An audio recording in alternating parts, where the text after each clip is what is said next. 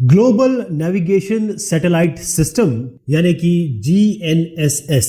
अभी तक जब भी हम लोकेशन की बात करते हैं सैटेलाइट बेस्ड, तो हमेशा हम जीपीएस की बात करते हैं। आज आप जानेंगे कि ये जीपीएस GNSS का एक पार्ट है, एक सब पार्ट है। तो ग्लोबल नेविगेशन सैटेलाइट सिस्टम हमारी ये पृथ्वी है और पृथ्वी की अलग अलग दूरी पे अलग अलग उपग्रह या सैटेलाइट हम उपग्रह छोड़ते हैं ताकि बहुत सारे काम किए जा सके, जैसे वेदर कंडीशन पता की जा सके या लोकेशन पता की जा सके किसी पॉइंट की। तो इसके लिए जो सबसे दूरी पर है, या ये कहें कि जियो स्टेशनरी और जियो सिंक्रोनस हम भेजते हैं, 36,000 किलोमीटर पे है ये। यहाँ पर एक मिड में ऑर्बिट है जिसको हम मिडिल ऑर्बिट कहते हैं, मियो, और एक लो अर्थ ऑर्बिट है, ये मिडिल अर्थ ऑर्बिट है। मिडिल अर्थ ऑर्बिट ये होता है तकरीबन 20,000। ये एग्जैक्ट फिगर नहीं है क्योंकि हर एक सैटेलाइट आप देखेंगे, जब भी मैं आपसे बात करूंगा अलग अलग GNSS सिस्टम की, सबकी अलग अलग दूरियां हैं। ऐसे लियो आता है, ये आपका 600 से 1400 तक जाता है, तो मैं इसको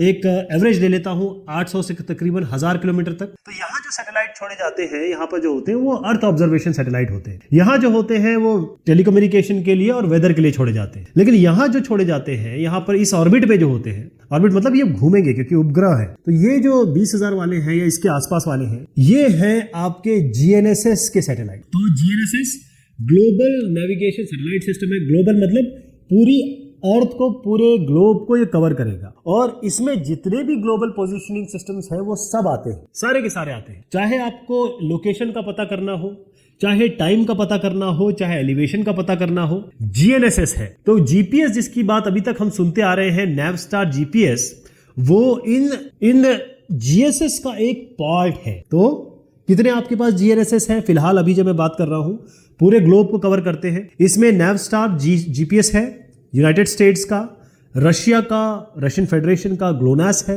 गैलीलियो है यूरोपियन यूनियन का, और बेडाओ चाइना का। इसके अलावा ये सारे ग्लोबल हैं, ध्यान रखिएगा, ये पूरे विश्व को कवर करते हैं, ये ग्लोबल है। इसके अलावा लोकल भी है, यानी रीजनल, एक रीजन को कवर करते हैं ये। उसमें जापान का QZSS है और इंडिया का, हिंदुस्तान का IRNSS है, जिसका नाम अब नाविक है। कोई भी GNSS हो या रीजनल नेविगेशन सैटेलाइट सिस्टम हो, उसमें मेन 3 सेगमेंट होते हैं। पहला सेगमेंट वो होता है जो आप सैटेलाइट उपग्रह छोड़ते हैं, जो ऑर्बिट पे होता है, ये वाले। दूसरा जो सेगमेंट है वो है कंट्रोल सेगमेंट। अब ये सैटेलाइट को छोड़ तो दिया, लेकिन ये अपने ऑर्बिट पे है कि नहीं, इनकी हेल्थ क्या है, इनकी एफेमेरिस क्या है, एलमनैक क्या है, अलग अलग जो इनकी इंफॉर्मेशन होती है, वो सबको कंट्रोल करने के लिए आपके मास्टर स्टेशन होते हैं, मॉनिटर स्टेशन होते हैं और ग्राउंड स्टेशन होते हैं, ग्राउंड एंटीनाज होते हैं। इसके बाद जो तीसरा सेगमेंट आता है वो है यूजर सेगमेंट।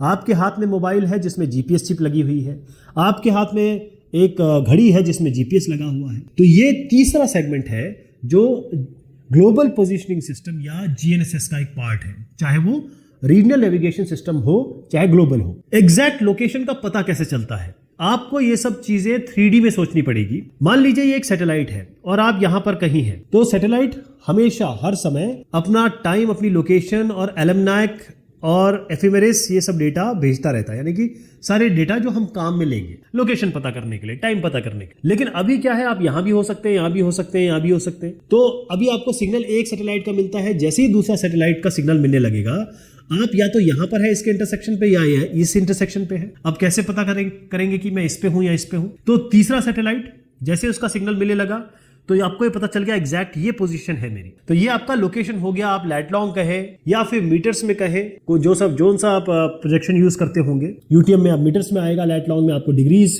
में आएगा, डेसिमल डिग्रीज में आएगा। अब आपको पता करना है कि मैं यहां से कितना ऊंचा हूं। इसको लो अर्थ की बारे में बात कर रहा हूं, बहुत ऊपर नहीं, लो अर्थ, बिल्कुल अर्थ के पास में। तो फिर उसके लिए आपको चौथा सैटेलाइट चाहिए, और चौथा सैटेलाइट का जैसे ही आपको मिलेगा, आप अपनी एलिवेशन भी पता कर सकते हैं कि आप कितने हाइट पर हैं। मतलब अगर एक स्टोरी है, मान लीजिए ये 50 स्टोरी की बिल्डिंग है, तो आप यहाँ हैं, ये भी आप चौथे सैटेलाइट से पता करते हैं। इसके पीछे मैथमेटिक्स, कंप्यूटेशन और इसके पीछे पॉलिनोमियल वेरिफिकेशन वैल्यू होती है। ग्लोबल पोजीशनिंग सिस्टम यानी कि GPS, ये आपका नेवस्टार GPS है। पहली चीज, ये GNSS है, यानी कि ग्लोबल नेविगेशन सैटेलाइट सिस्टम है। नैवस्टार का मतलब ये है navigation satellite time and ranging. Navstar ये पहला ऐसा सिस्टम था जिसने पूरे ग्लोब को, पूरे अर्थ को कवर किया। शुरुआत इसमें हुई थी जब कोल्ड वॉर चल रहा था। यूएस और रशिया में जब कोल्ड वॉर चल रहा था तब इसकी शुरुआत हुई थी, और जब रशिया ने स्पुतनिक भेज दिया उसके बाद ये और परवान चढ़ा। बहुत सारे इसके अलग अलग डेट है कब क्या हुआ, लेकिन ये बताना जरूरी है कि ये एक ऐसा सिस्टम है जो आज सभी के पास है। ऑलमोस्ट सभी चिप में, चाहे आप किसी कंप्यूटर सिस्टम में देखें या फिर कोई भी गैजेट में देखें, आपको ये मिलेगा, इसका रिसीविंग सिस्टम। कुल मिला के 24 सैटेलाइट है, 24 सैटेलाइट्स जो अलग अलग ऑर्बिट में घूमते हैं। तो 6 ऑर्बिट्स है। ऑर्बिट का मतलब ये है कि वो पाथ, वो रास्ता जिसपे ये सैटेलाइट घूमेंगे, एक सेट पाथ है ये। 6 ऑर्बिट है और 4 सैटेलाइट हैं, तो कितने हो गए? 24 सैटेलाइट। ये अर्थ अगर इस तरीके से इसकी हम एक्सिस लें तो इससे थोड़ा सा ये टिल्टेड है, तकरीबन 55 डिग्री का इसका टिल्ट है। हर एक सैटेलाइट जो है उसके वो तकरीबन 20,000 किलोमीटर की दूरी पे है। कहीं आप इसको 20,180 किलोमीटर भी देखेंगे, कई जगह आप 20,200 किलोमीटर भी देखेंगे। तो एक एवरेज में 20,000 आपको बता रहा हूं। 12 घंटे में ये अर्थ को कवर करते हैं, मतलब एक दिन में 24 घंटे में ये अर्थ को 2 बार उसका चक्कर लगा लेंगे, यानी एक ही जगह को 2 बार विजिट करेंगे। इसमें जो सैटेलाइट छोड़े गए हैं उनकी लाइफ एक्सपेक्टेंसी है 10 से 12 साल। 10 से 12 साल तक ये चलेंगे।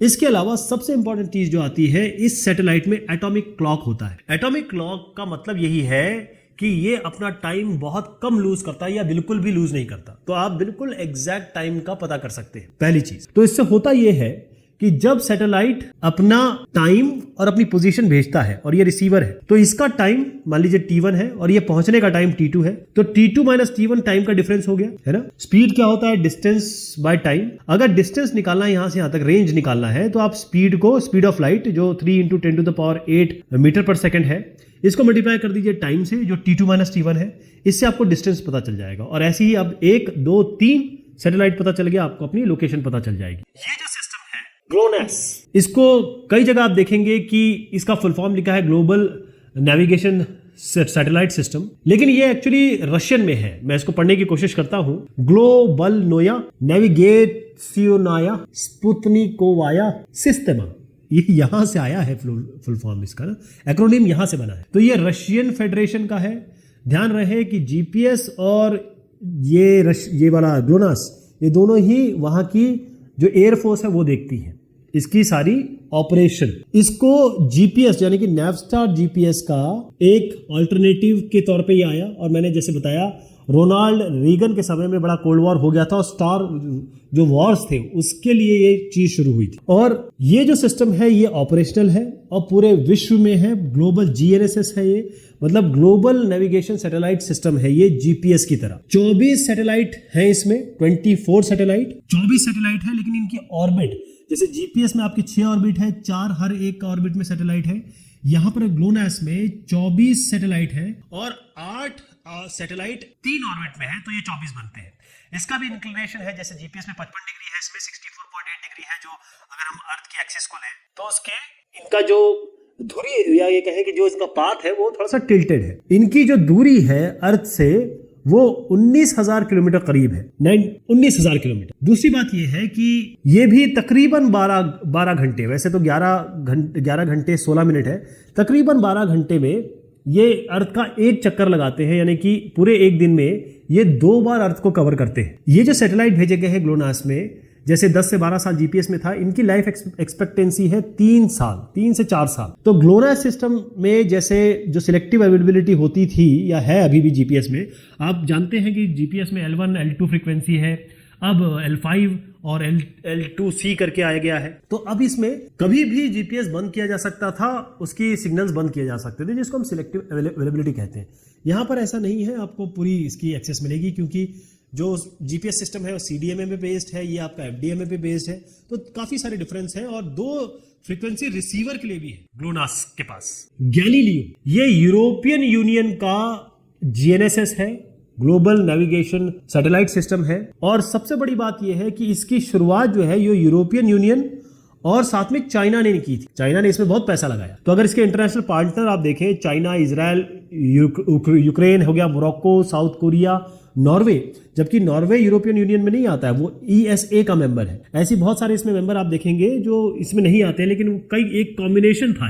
अब इसमें अलग क्या है, गैलीलियो में अलग क्या है? पहली चीज तो मैं बता दूं कि ये इटालियन एस्ट्रोनॉमर जो थे हमारे, खगोलवेत्ता जिसे हम कहते हैं, गैलीलियो गैलीलियाई, उन साहब के नाम पे है। और यूरोपियन स्पेस एजेंसी ESA और यूरोपियन यूनियन, इन्होंने इसको बनाया है, GNSS को। जैसे GPS हो गया, या फिर आप कहें ग्लोनास हो गया, या आगे जो हम बेडाव की बात करेंगे, ये सारे कहीं ना कहीं जो आर्म फोर्सेस हैं उनके अंडर में है। लेकिन ये यूरोपियन यूनियन, ये पूरे यूरोप के पब्लिक के लिए बनाया गया, ये सबसे बड़ा डिफरेंस है।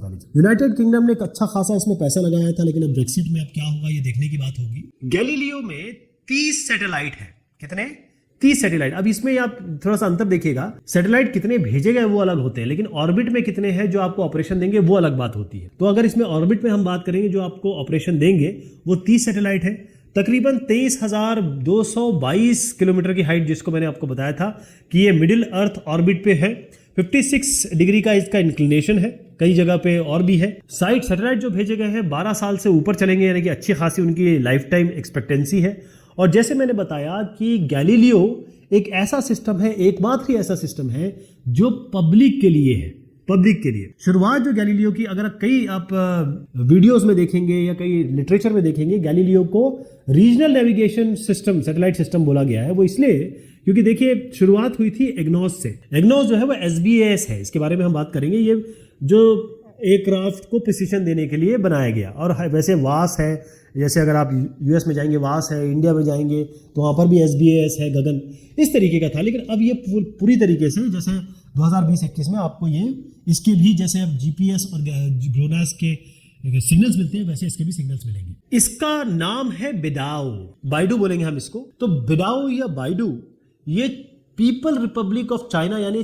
चाइनीज GNSS है। ध्यान रखिएगा, आप कई लिटरेचर में देखेंगे या वीडियोस में देखेंगे कि इसको रीजनल कहा गया। बिल्कुल सही वो बताते हैं, क्योंकि अब ये ग्लोबल हो गया है और ग्लोबल हो जाएगा 2020-21 तक, ये पूरी तरीके से ग्लोबल हो जाएगा। बिडाओ जो है, जिसका नाम कहाँ से पहले समझ लीजिए कि उर्सा मेजर। पहले जमाने में लोग क्या करते थे, लोग चांद तारों को देखकर या फिर कोई एक पैटर्न देख के ही अपनी यात्रा करते थे। तो जो बिग डिपर है, यानी कि उर्सा मेजर में जो एक स्टार है जो सबसे ज्यादा चमकता है, उसको चाइनीज में बेडाओ कहते हैं, उसी नाम पे ये बना। तो बेडाओ एक तरीके से अमेरिका का जो नैवस्टार GPS है उसका आप कह सकते हैं कि प्रतिद्वंदी है, राइवल है। इसमें 35 सैटेलाइट होंगे। बेडाओ 1, 2, 3 अलग अलग है, ध्यान रखिएगा। बेडाओ 1 ये पहला जो जनरेशन कह सकते हैं, इसमें 3 सैटेलाइट के कॉन्स्टलेशन थे। बेडाओ 2 जिसको फिर कॉम्पास का नाम भी दिया गया, ये 2011 में ऑपरेशनल हुआ, ये सेकंड जनरेशन सिस्टम है। इसके अलावा बेडाओ का ये आप देखिएगा, ये चाइना ने ही इसको बताया है कि भाई को क्या अलग अलग समय पे कौन कौन से सैटेलाइट इसमें छोड़े गए, तो इसको हम गिनती नहीं करेंगे। उसका कारण ये है कि फाइनल जो बताया गया है वो है 30 सैटेलाइट्स इसमें होंगे।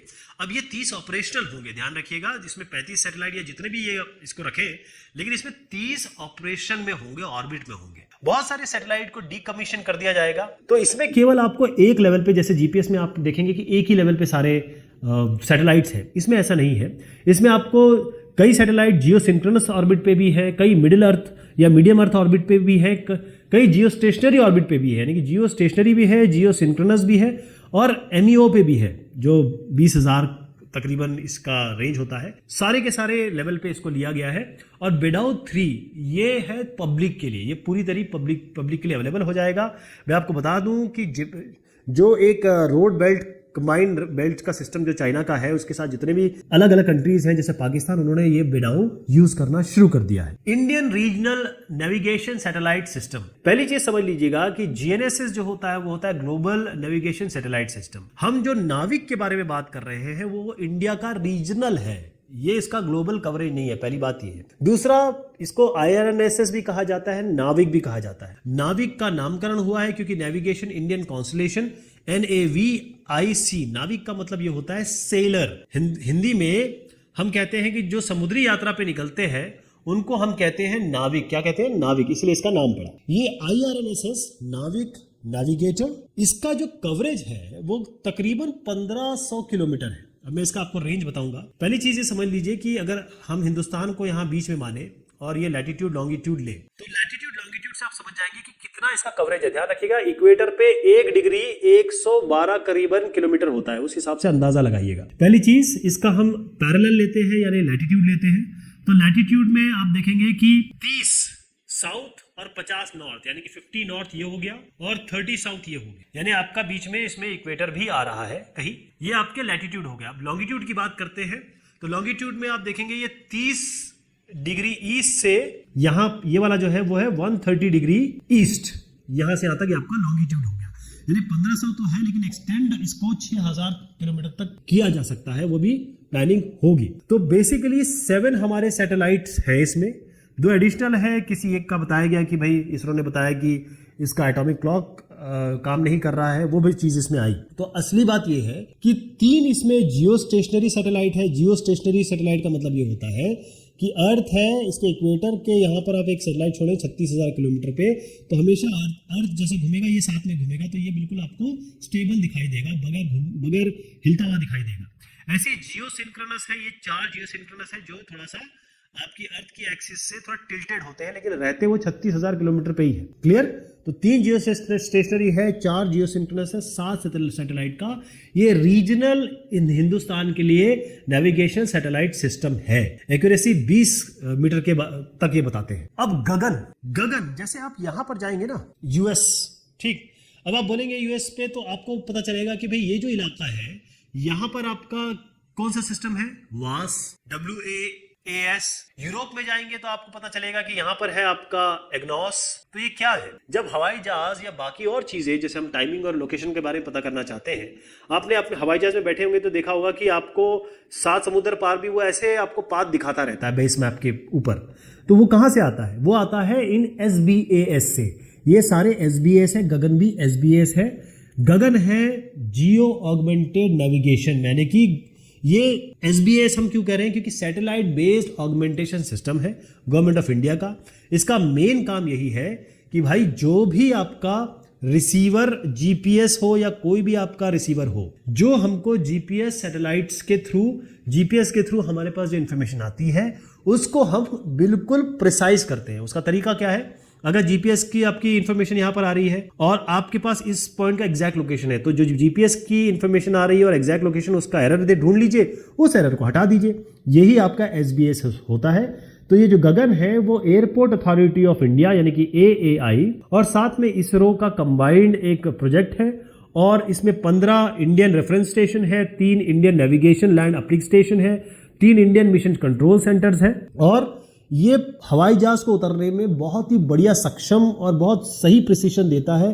क्योंकि जब हवाई जहाज उतारना होता है तो आप 20-50 की एक्यूरेसी मीटर, ये जो नॉर्मली जीपीएस में हम देखते हैं वो नहीं कहीं मिल, इस रेंज में हम नहीं उतार पाएंगे। तो चाहे मैंगलोर का एयरपोर्ट हो, चाहे लेह का एयरपोर्ट हो, जहां बड़ा डिफिकल्ट होता है उतारना, वहां पर भी आप देखेंगे कि SBAS सिस्टम जीपीएस के सिग्नल्स को ठीक करके दोबारा आपको भेजता है और फिर उससे सारी चीजें आसान हो जाती हैं। जापान का ये रीजनल नेविगेशन सैटेलाइट सिस्टम है जिसको क्वासी जेनिथ सैटेलाइट सिस्टम कहा जा रहा है। ये जो QZSS है गवर्नमेंट ऑफ जापान, इन्होंने कहा कि हम इस एरिया को कवर करेंगे। ये इसका कवरेज एरिया है। देखिए ऑस्ट्रेलिया से यहां तक आता है, ये जापान है और ये एरिया है। इसमें आपके 7 सैटेलाइट है, मैं भी इसके बारे में बताता हूं आपको। देखिए 4 सैटेलाइट है और 7 सैटेलाइट इसको बढ़ाया जाएगा, यानी 2023 अभी आया नहीं है, लेकिन 4 सैटेलाइट है। और बेसिक इसका काम यही है कि जीपीएस से जो सिग्नल्स आते हैं, जो लोकेशन मिलती है, उसको ठीक करना है, उसके एरर को ठीक करना है और प्रिसाइज लोकेशन देना है। तो QZSS या क्वासी जेनिथ सैटेलाइट सिस्टम, इसको मिचिबिकी भी कहते हैं क्योंकि जापानीज नाम इसका मिचिबिकी है, और इसका जापानीज गवर्नमेंट ये भी आप एक तरीके से आप SBAS सिस्टम ही कहिए, क्योंकि इसका काम यही है कि जीपीएस के सिग्नल्स को लेता है, उसकी लोकेशन इन्फॉर्मेशन को लेता है और उसको ठीक करके जो आसपास का रीजन है, जापान और एशिया ओशेनिया रीजन है, वहां पर ये देता है। तो मैंने जैसे बताया आपको कि प्रिसाइज लोकेशन एरर जीपीएस की ठीक कर दी जाए तो आपको प्रिसाइज लोकेशन मिल जाएगी। इसके जो पूरे सैटेलाइट है वो 4 सैटेलाइट और उसके अलावा आपके 7 सैटेलाइट होंगे 2023 तक। तो ये हमने बात की GNSS regional navigation satellite system, global और जितने अवेलेबल हैं ये सब इंटरनेट पे या फिर जहां पर भी इंफॉर्मेशन वहां से एक तरीके से मैंने कंबाइन किया है और कोशिश की है कि आप एक ही जगह पे सारी चीजें जान जाएं। बहुत शुक्रिया।